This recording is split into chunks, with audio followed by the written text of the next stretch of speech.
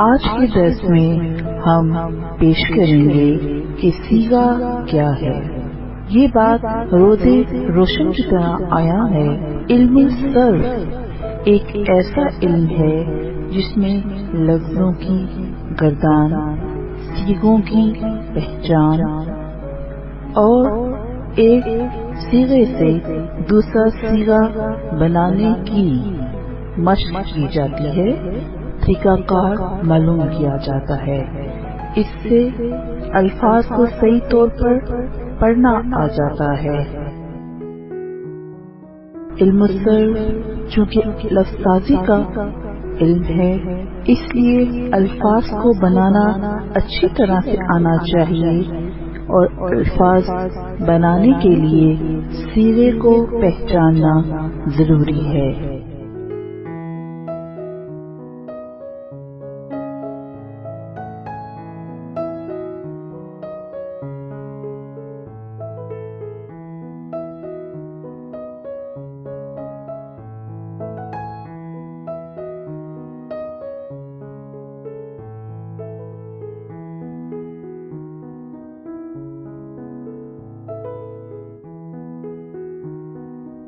یہ بات ازبر کر لینی چاہیے کہ علم الصرف میں فعل ماضی کے صیغوں کے آخر میں ہمیشہ فتح، مضارع کے آخر میں ضمہ اور امر النہی کے آخر میں جزم ہوتا ہے۔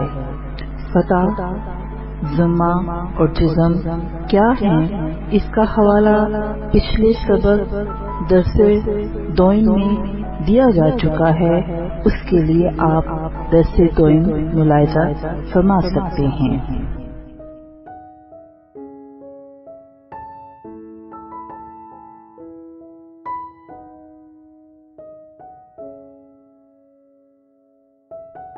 آج کے سبق میں ہمیں یہ جاننا ہے کہ صیغہ کیا ہے۔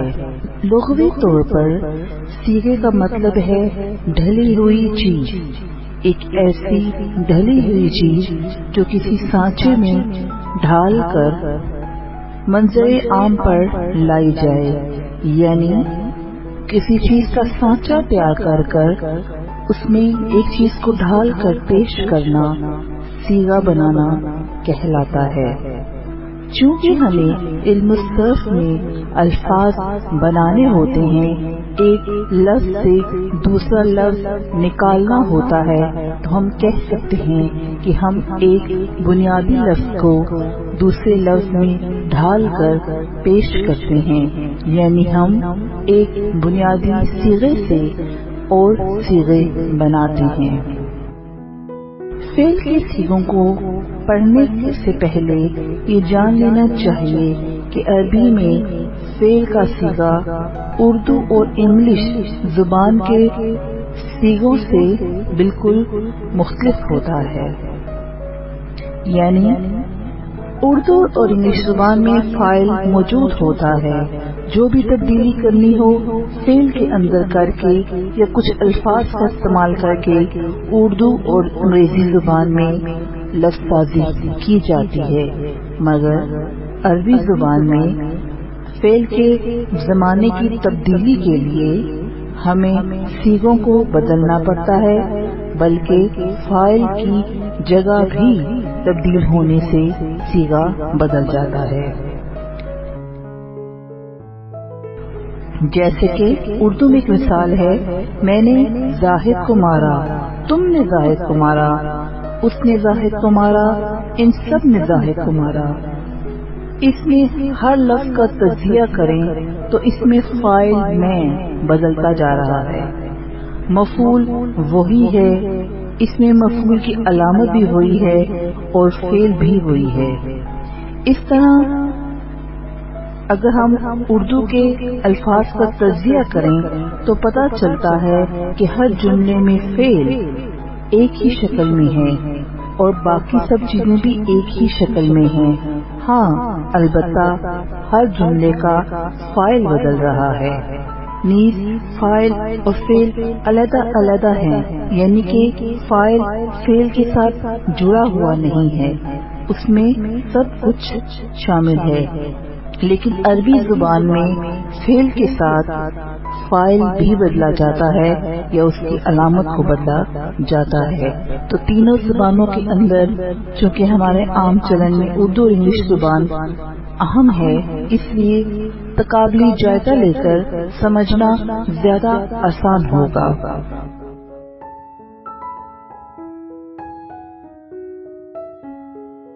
عربی میں صیغوں کے اندر جو تبدیلیاں ہوتی ہیں اس کی چند بنیادی وجوہات ہیں۔ عربی زبان میں ہر صیغہ دوسرے صیغے سے بہت مختلف ہوتا ہے، اس لیے کہ صیغے کے اندر زمانے کو مد نظر رکھنا ہوتا ہے کہ کوئی فعل کس زمانے میں ہوا، ماضی میں، حال میں، مستقبل میں۔ زمانے کو مد نظر رکھتے ہوئے ہمیں ہر بار ان صیغوں میں علامات تبدیل کرنی پڑتی ہیں۔ اسی سے عربی زبان کے مختلف لفظ بنتے ہیں۔ عربی زبان میں کبھی کبھی کچھ لفظ ہٹائے یا لگائے جاتے ہیں اور کبھی کبھی صرف علامت کی تبدیلی ہی سے نیا لفظ بن جاتا ہے۔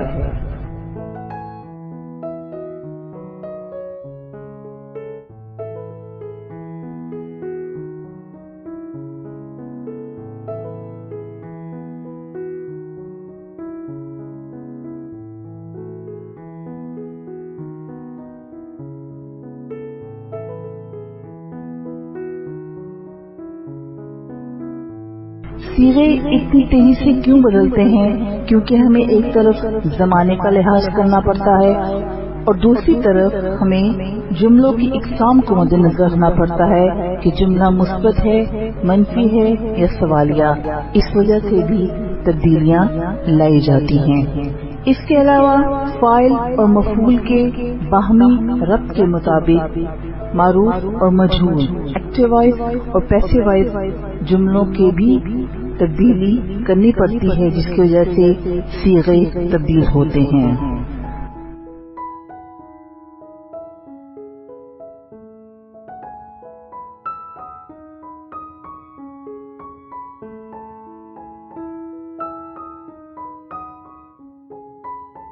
ایک اور اہم وجہ عربی زبان میں ضمائر کا استعمال ہے۔ کبھی کبھی یہ ضمیر یا ضمائر بطور فعل کے اندر ہی چھپے ہوئے ہوتے ہیں اور کبھی کبھی علیحدہ۔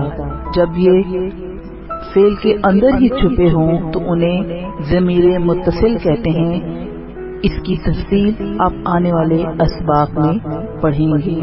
یہاں یہ جاننا ضروری ہے کہ عربی زبان میں فاعل یا ضمیر بطور فاعل چونکہ فعل کے اندر ہی ہوتی ہے، اسی لیے ہمیں صیغے کی تبدیلی سے پتہ چل جاتا ہے کہ یہاں کون سا فاعل مراد ہے۔ لہذا یہ جان لینا چاہیے کہ 4 مختلف قسم کی اہم وجوہات کی بنا پر عربی زبان صیغوں کے استعمال میں بہت احتیاط برتتی ہے۔ عربی زبان میں چاہے فعل ماضی ہو، حال ہو یا مستقبل، ہر گردان میں کل 14 صیغے ہوتے ہیں، جس میں واحد بھی ہیں، تثنیہ اور جمع کے بھی ہیں، مذکر اور مؤنث کے بھی ہیں اور اس کے علاوہ غائب، مخاطب اور متکلم کے بھی ہیں۔ غائب کے 6 صیغے، مخاطب کے 6 صیغے اور متکلم کے 2 صیغے ہوتے ہیں۔ کل 14 صیغے ہیں جو اپنے تئیں مختلف تبدیلیوں کے ساتھ اپنے فاعل اور ضمائر کے ساتھ مل کر عربی زبان کے اندر مختلف قسم کی گردانیں بناتے ہیں۔ آنے والے اسباق میں ہم ہر فعل کے اندر استعمال ہونے والے یہی 14 صیغے سیکھیں گے اور انہی صیغوں کے اندر ہونے والی تبدیلیاں یعنی کچھ لفظ لگانا یا ہٹانا یا کسی علامت کا لگانا یا ہٹانا سیکھیں گے تاکہ ہم جان سکیں کہ عربی زبان کے اندر گردان بناتے ہوئے صیغوں میں تبدیلی لا کر کس طرح سے نئے لفظ بنائے جا سکتے ہیں۔ آج کے لیے اتنا ہی۔